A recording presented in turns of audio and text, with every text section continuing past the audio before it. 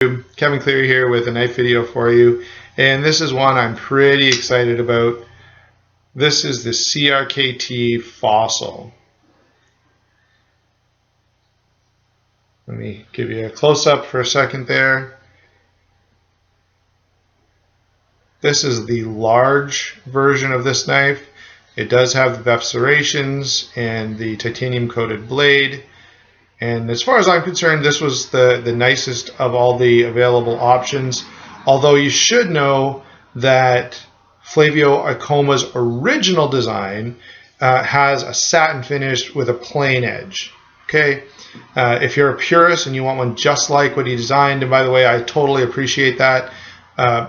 I just felt like these were the VEF serrations were actually an improvement to what was a great knife design already. It looks beautiful. I've seen the customs. I've looked on his website. They're totally awesome. But I do like the gray coating with the serrations. And by the way, this is gray. I'm not sure why every website lists it as black. I don't know what world this would be black. This is black, right? You can see a huge difference. So that'll help us with size here in a second. But the size on this knife is almost 9 inches, 8 7/8. It's a 4-inch blade, 4 7/8 inch handle. So it's a fairly large knife, or at least a large on the medium side, large on the medium folder scale.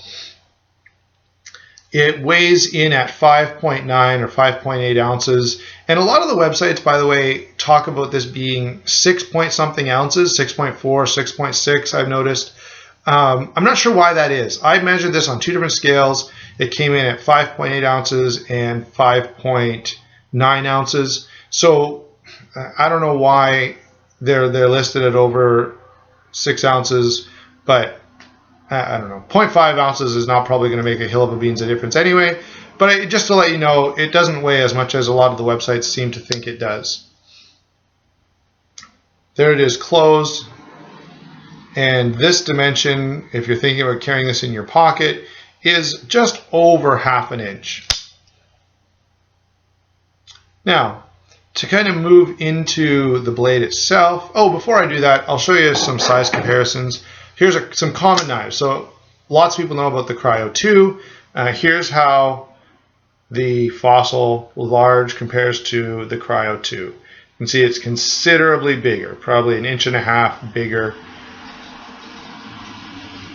in size. And these are pretty well side by side. So the distance from the camera, you can see, by the way, right? So now, whoa, the Cryo's bigger. Now, be aware of that when you're watching videos, though, that it makes a difference where they place the knife in respect to the camera.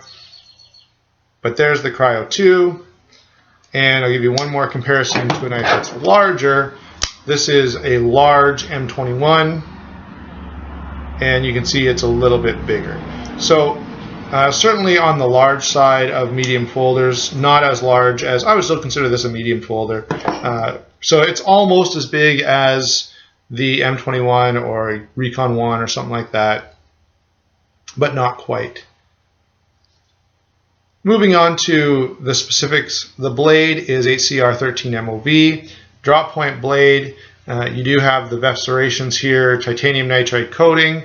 There's jimping here on the back, and there is a deployment hole. By the way, this deployment hole works. Sometimes on flippers, the deployment hole is sort of an afterthought because they're like, who's going to do that? Why would you just flip it open? Well, if you're in a situation, maybe you're in a movie theater and you don't want to make a lot of noise, you're in public and you don't want to, flip your knife out and make a big show of it, you may want to open it with the deployment hole. And this one works quite well. By the way, it is radiused in here, so it's nice and smooth. Sometimes you get a knife with a hole like that and you think, the inside of the hole is sharper than the blade. You're going to cut your finger using it. That's not the case on this knife. And fit and finish overall is very good. There are no major complaints that I have. It's not perfect when you wouldn't expect it to be perfect because it's not, this is not a high-end knife. It's not a custom knife. It looks very good. There are a couple little places where you can see some space, for example, as the G10 overlays interact with the handle. And let's move to the handle. I think I've said everything that needs to be said about the blade. I do like it. I think it suits this knife just perfectly. IKBS system does work really well. I'm a big fan of that. This is the only knife I have with it. So if every knife that has IKBS works this well, it's a really good system. Now, there could be knives out there that don't function well at all. Be aware though, if you're a person who maintains your knives, who will take this apart and fix it, the ball bearings inside are not retained in the knife in any way. So you take this apart and take the blade out, those ball bearings can fall out of the handle and be gone. So if you're going to take it apart and fix it, do it in a cookie tray or something like that where you can contain those ball bearings, those little BBs in some way. Otherwise though, very, very smooth. It is a stainless steel frame lock.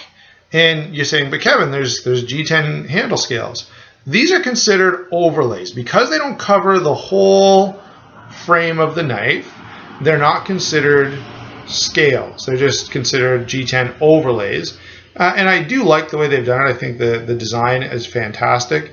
But because of the fact they're just overlays, this would be considered a stainless steel frame lock. And so here's the lockup. You can see it's pretty positive lockup. I don't know if you can see that. Let's see if there we go. So there's the bottom of the knife. There's the lock bar, and you can see how it's interfacing pretty positively with that knife. It's early enough that even with a little bit of wear, you're not going to see any issues with that. The frame is probably a little thin, but the G10 and the backspacer are going to add some stability to that. What I would say is a little bit thin stainless steel. The lockup, by the way, is very comfortable. It doesn't eat up your fingers. You know, some of these have really aggressive gripping on them, and as you push it over, you know, you notice if you've been playing with your knife, flipping it for half an hour, you've suddenly got no skin left on the end of your thumb. Not the case with this. Both the flipper mechanism and the lock bar are very comfortable and don't cause you any issues along those lines. It is Torx bit construction, which is always a plus because the reality is stuff gets in your knife. You drop it in water, you get dirt in there. You need to be able to take it apart, clean it up, and put it back together. It's just sort of a necessity for someone who carries a knife all the time. If you're just going to put this in a drawer or on a shelf or, you know, in your knife collection box, I guess you wouldn't have to worry about it. But for most people, if you're going to carry this knife and use it, it's going to eventually need to be cleaned. So you got to be able to take it apart. So it's frustrating when you can't. But this one, not a problem. The G10 overlays are comfortable. They're fairly grippy, as is the whole hammered finish on this knife overall. It's quite grippy, and the curvature and the big finger choil at the front also add to that grippiness. You got a firm hold of this blade when you're using it, and it's very comfortable with that firm hold on it. No problems of any kind in terms of ergonomics. Works really, really well either in your standard grip or even in reverse grip. Reverse grip is just a very natural. There's jimping on the pommel of the knife here. So yeah, excellent. No complaints about any of that stuff in terms of the handle. Now the pocket clip is single position, which is right side tip up carry. Most people want that anyway because you pull the knife out of your pocket, it's in your hand like this, finger on the flipper, knife deployed. It is the fastest way. So most people who are thinking of a tactical or speed oriented use for the knife, anybody who thinks I need to be able to get this thing out of my pocket and get it deployed as fast as possible, they always want tip up right side carry. Well, there it is. You just can't switch it. If you, for some reason, always carry tip down, that's not an option. It's just in that single position. And frankly, I don't think that's the end of the world. I have no problem with it being that way. The retention on that pocket clip is quite good. Even though it's on top of the G10, the finish on this G10 is not like, let's say, your Recon 1 or something, or your Spyderco military or something like that, where it's super grippy. It's grippy and it holds onto your fingers quite nicely, but it's not going to tear your pants to pieces. It comes in and out of pocket nicely. It holds well enough that you're not going to lose the knife, but it comes out well enough that you're not going, man, I'm going to tear the pants out of the pocket out of my pants just taking this knife out. And I do have some blades that make me feel like that. It's actually two hands, one to hold your pants on and one to pull the knife out. And so it kind of defeats the purpose of, one hand deploying knife when you've got it in your pocket so tightly you can't get it out with one hand anyway. I think there's lots of good uses for this knife. Of course, if you want to carry a knife every day and you just want to carry a knife that's really cool, this fits the bill. I don't know that I'd want to use this for survival tasks. I don't know that I want to use it for, chopping down a tree or batoning. Dirt, definitely, because of the look of it. It's a nice looking knife, so you don't really want to ruin it.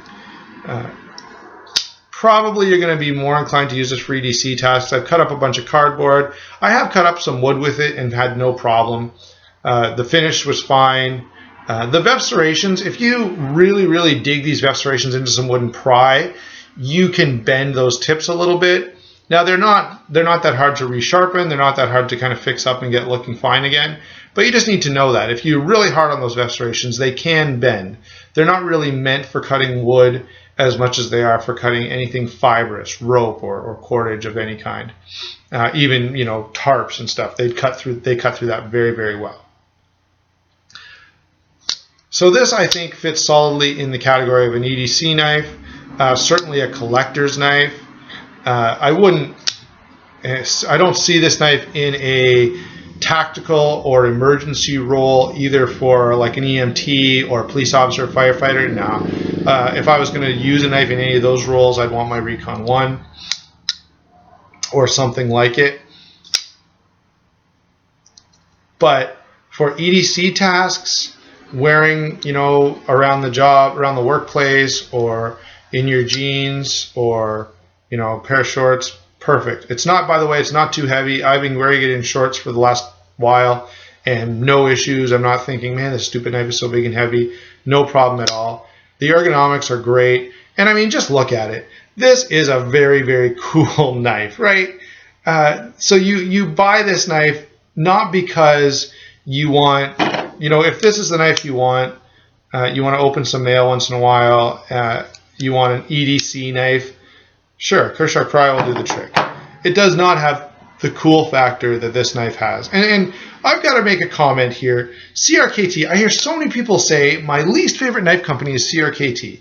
Well, if you like knives that look pretty cool, that are reasonably well built, but just maybe not out of the most high-end materials, there's no reason not to like CRKT. I like that they have the boldness to go ahead and take a knife design like this that a lot of companies wouldn't touch, because they go, like, that's going to appeal to somebody with a specific taste, so I'm not going to make it. There's not enough. Well, I love the fact that CRKT makes these knives. I love that they'll go to a designer, take their design and be faithful to that, and not just borrow here and there and then put a big name on it. They call this a Flavio Acoma design knife because it is. They've done exactly what he did with very minor modifications. The same is true of their Brian Ty knives, of their Carson knives, all kinds of knives that they do. They're pretty faithful to the designer's original design. And I respect that. A lot of companies would say, no, we can't do that. I don't think there's a big enough market. Let's change this, let's change that.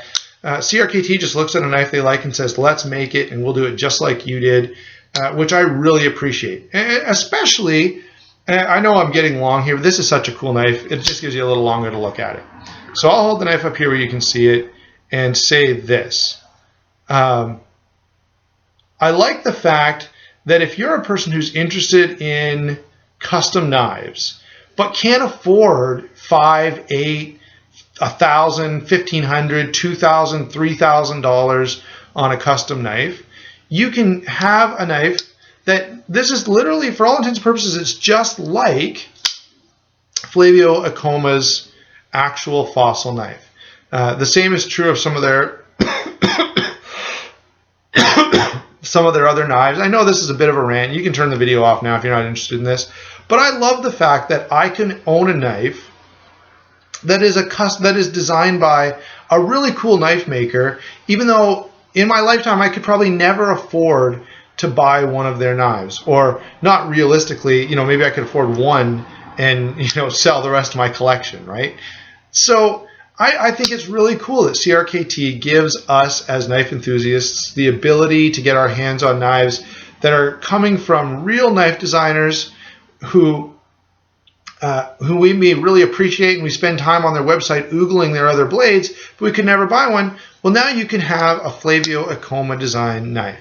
And by the way, I notice other knife companies are catching on. How many times, Spyderco's got the Southard, and SOG has the Kiku. Both awesome knives, and both knives that are selling pretty well, as far as I can understand, because they've been faithful to a designer. And I think CRKT was really on the right track and have been for a number of years by doing that. So I appreciate the fact that I can own a really cool knife that is exactly the same or almost exactly the same as a custom, which I could never afford, but I can afford this. So I got to give CRKT some credit, and I don't know why people kind of get down on them. I have quite a number of CRKT knives. I really like all of them.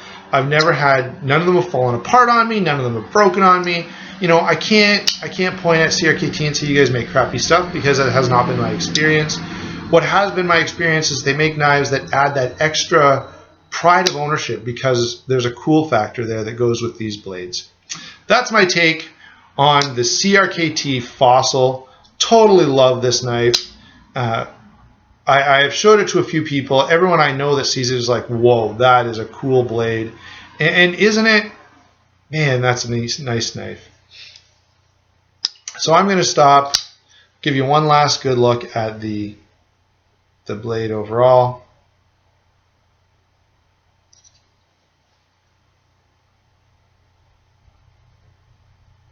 There you go, YouTube. Thanks for watching.